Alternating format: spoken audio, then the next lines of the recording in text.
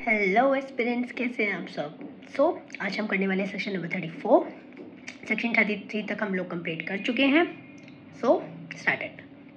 देखिए 33 तक हमने किया और 33 बात करता था उन स्टेटमेंट्स की जो कि बंदा मिल नहीं रहा या फिर उन विटनेसेस की बात करता था। ठीक है, नाउ ये जो बात हो रही है अब सेक्शन 34 में, वो बात करता है statements made under special circumstances.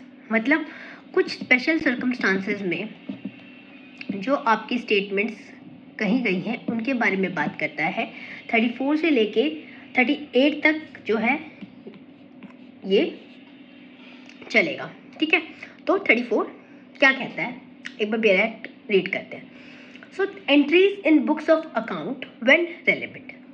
जो एक एंट्री आपके बुक्स ऑफ अकाउंट में है, जैसे हमने पहले भी पढ़ा था कि रेगुलर कोर्स ऑफ बिजनेस में जो एंट्रीज बन रही हैं, जो एंट्रीज एक बंदा कर रहा है, एक पर्सन कर रहा है, वो रिलेवेंट होती है। कब होती है, उस चीज़ की बात कर रहा है।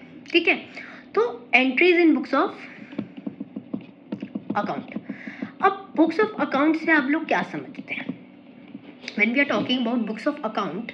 अकाउंट से आप लोग समझते हैं एक तो ट्रांजैक्शन हो रहा है, कोई किसी भी बिजनेस में कोई भी ट्रांजैक्शन हो रहा है। ठीक है, उस ट्रांजैक्शन की एंट्री को। सेकेंडली, कोई ऐसा जिसमें आप सोचते हैं कि क्रेडिटर एंड डेटर का रिलेशन बन रहा है कि भाई किसी ने कोई पैसे दिए, किसी ने कुछ लिए। ठीक है, उन सब चीज़ों का। अब यहाँ पे जो ट्रांजैक्शन की बात हो रही है, जो entries in books of account है, including that maintain in electronic form, इसमें आपकी जो है एक हार्ड कॉपी भी मानी जाएगी। ठीक है, जो आप बुक्स में, नोटबुक्स में एक हार्ड पेपर पे करते हैं, उनको भी जो बुक्स अकाउंट आप नॉर्मली मेंटेन कर रहे हैं वो भी इंक्लूडेड है। And including those maintain in electronic form. Electronic form में भी, जैसे इलेक्ट्रॉनिक फॉर्म में भी अगर कोई डाटा एंट्री हो रही है आपकी या कोई अकाउंट्स बन रहे हैं तो वो बुक्स ऑफ अकाउंट में मानी जाएंगी। जैसे आपने देखा होगा कि खाता बुक वगैरह भी होती हैं ऑनलाइन, जो है आपका कंप्यूटर में फीड कर दिया जाता है सारा डाटा, उस तरीके की, उस चीज़ की बात कर रहे हैं। So entries in book of account, including those maintained in the electronic form, regularly kept in the course of business. See, important is that should be regularly kept in the course of business. ठीक है ना भाई, अगर देखा जाए कि भाई मैं हूँ, मान लीजिए मेरे पास एक डायरी है, मैं उसमें कोई चीज़ नोट डाउन कर रही हूँ, आज मैंने ये करी, आज मैंने वो किया, आज मैंने वो किया, तो वो जो है वो आपकी मानी नहीं जाएगी कि वो एक एंट्री है। क्यों? क्योंकि पर्सनल लेवल पे वो नॉर्मल हो रही है। लेकिन regularly kept in the course of business मतलब किसी बिजनेस की बात हो रही है, किसी ट्रेड की बात हो रही है, कहीं बुक्स ऑफ अकाउंट्स की बात हो रही है, तो वहाँ पे ये बात कर रहा है कि जो रेगुलरली आप कोर्स ऑफ बिजनेस के दौरान कुछ एंट्रीज कर रहे हैं अपनी बुक्स ऑफ अकाउंट में, वो रेलिवेंट है। कब रेलिवेंट है, इंपॉर्टेंट ही है। अब जनरली अगर आप देखें तो वो रेलिवेंट नहीं हो जाएंगी ना इटसेल्फ। भाई मान लीजिए आप इसमें एक एग्जाम्पल लेते हैं, मान लीजिए एक कोर्स ऑफ बिजनेस में सारी चीज़ों की डाटा एंट्री, इससे इतना पैसा आया, इससे इतना आया, इससे इतना गया।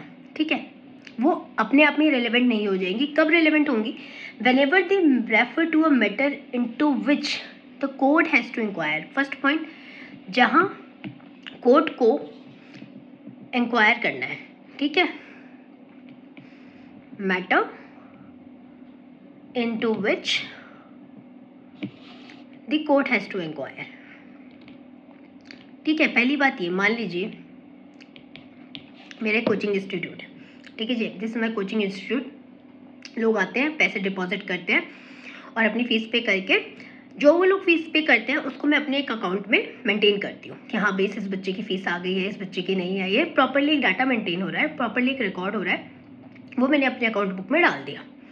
ठीक है, अब वो अकाउंट बुक का जो ये कंसेप्ट है वो क्या कहना चाह रहा है? वो ये कहना चाह रहा है कि अगर कोई ऐसी मैटर आ जाता है कोर्ट के पास जिसमें कोर्ट को कोई इंक्वायरी करनी चाहिए। मान लीजिए अगर मैं कहती हूँ कि मैंने इस बच्चे से पैसे ले लिए, बच्चा कहता है कि मैंने दे दिए और मैंने इसमें एंट्री नहीं की। ठीक है, नॉट एंट्री, एंट्री नहीं करी मैंने इसमें, मैं भूल गई, स्किप हो गया। तो यहाँ पे वो जो कह रहा है कि अगर यहाँ से क्या होगा, फिर एक सूट फाइल किया गया, किसी स्टूडेंट ने सूट फाइल कर दिया कि सर ने तो मैम ने तो मेरे से पैसे लिए थे और मैम कह रही है मैंने नहीं लिए। तो कहेगा कि भाई मुझे नहीं पता, मैंने तो पैसे दे दिए। तो वो सूट फाइल करता है। वहाँ वो सूट फाइल हुआ, वहाँ पे कोर्ट के पास क्या मैटर आएगा कि इनके पास एंट्री हुई थी या नहीं हुई थी, इनके पास पैसा आया था नहीं आया था। तो कहेंगे जी दिखाओ, मैं तो कहती हूँ जी नहीं आई, मेरे पास तो नहीं लिखी हुई। बच्चा कह रहा है कि मैंने दे दी।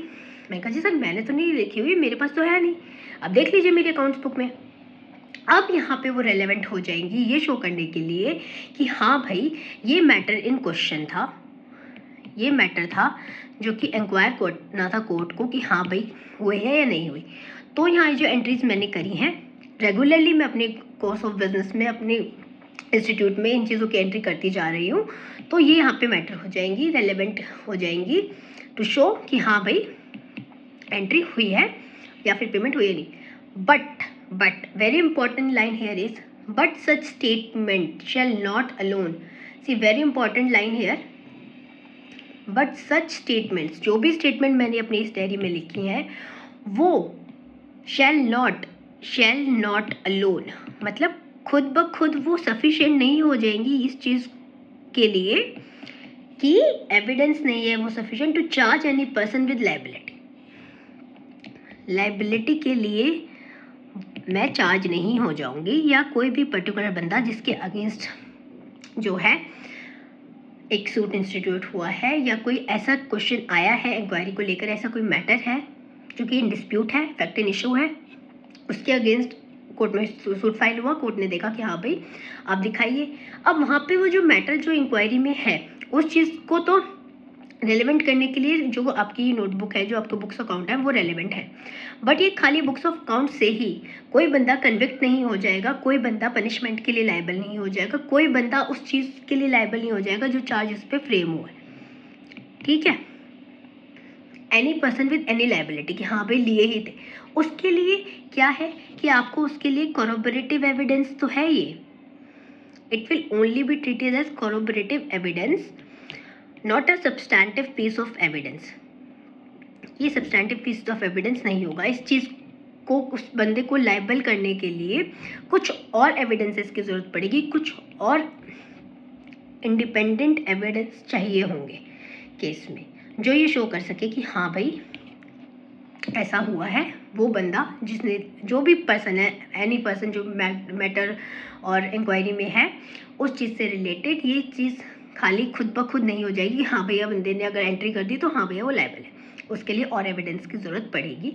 सिंपल सा ये सेक्शन ये कहना चाह रहा है कि वो स्टेटमेंट्स रेलिवेंट हैं जो entries of books of account में जो एक बंदा अपनी रेगुलरली कोर्स ऑफ बिजनेस में एंट्री कर रहा है।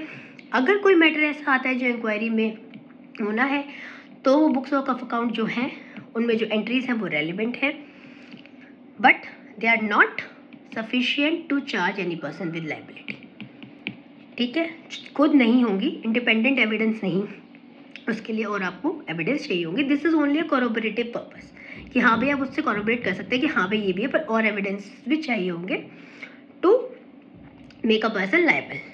ठीक है, आ गया समझ में? This was about your section number 34।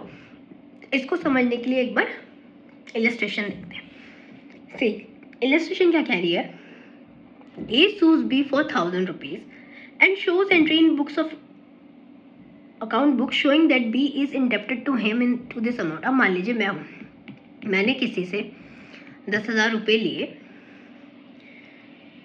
और किसी ने मुझे 10,000 रुपये दिए और मैंने अपनी बुक्स ऑफ अकाउंट में एंट्री कर दी कि हाँ भाई मैंने बी से 10,000 रुपये मैंने बी को दे रखे हैं, अभी मुझे रिटर्न कर देगा बाद में।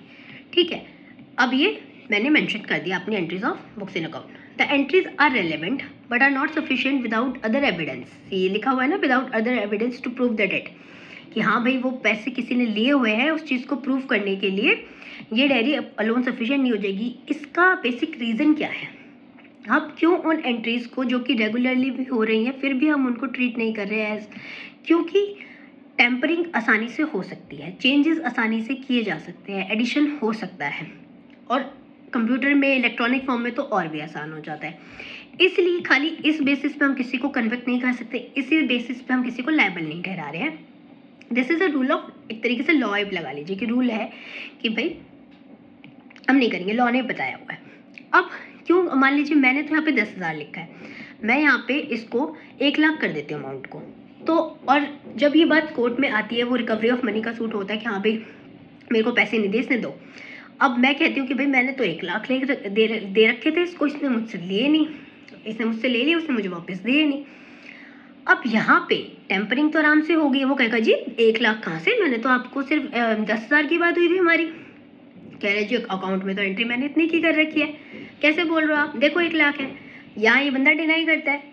तो यहाँ पे इसलिए थोड़ा डिस्प्यूट आने का, टेम्परिंग होने का चांसेस होता है, इसलिए ये खाली अलोन सफिशिएंट नहीं है, ठीक है। और भी आपको एविडेंस शो करने पड़ेंगे, इंडिपेंडेंट एविडेंस लाने पड़ेंगे जो ये शो कर पाए कि हाँ भाई ये ऐसा हुआ है, पर्सन लायबल है, ठीक है। This is merely for pre point of view, ठीक है। इसमें से कोई मेंस का क्वेश्चन नहीं आता, pre point of view pre based है, और ये सिंपल सा है, कभी भी आपसे क्वेश्चन पूछा जाए प्री में तो लगा देना, ठीक है। आ गया समझ में। So this was our section 34, entries in books of account when relevant. Books of account भी आप समझते हैं, अच्छे से समझते हैं कि हाँ भाई कोई ट्रांजेक्शन हो रहा है, उसको रिकॉर्ड किया जा रहा है, ठीक है, may be in electronic form और otherwise. So this was section 34 and here it completes. अब नेक्स्ट उसमें हम सेक्शन 35 करेंगे। 38, 39 ये बहुत छोटे छोटे सेक्शन है, जल्दी कवर अप हो जाएंगे, they won't take any time and they are for basically pre point of view. तो मतलब इनमें से मेंस का क्वेश्चन इनमें से नहीं आने वाला, जो 4-5 सेक्शन है, but pre point of view से बहुत इंपॉर्टेंट है, क्योंकि डायरेक्ट सेक्शन बेस्ड क्वेश्चन ही आ जाता है आपके पास, कई सारे एग्जाम्स में आया हुआ है और आ भी जाता है। तो प्री के उस पर्पज़ से इसको पढ़िएगा, बहुत ज़्यादा डेप्थ में जाने की ज़रूरत नहीं है, you just have an idea कि हाँ भाई इसमें ये बात कह रखी है, इसमें ये बात कह रखी है, ठीक है। So here it ends our section 34। Till then please keep revising, exam आ रहा है, यूपी जुडिशरी का एग्जाम भी आ रहा है, आपका पंजाब का भी, and all the best for your exams. Please work hard and if in any case any doubt any query please just let me know in the comment box, I'll come up with the more video।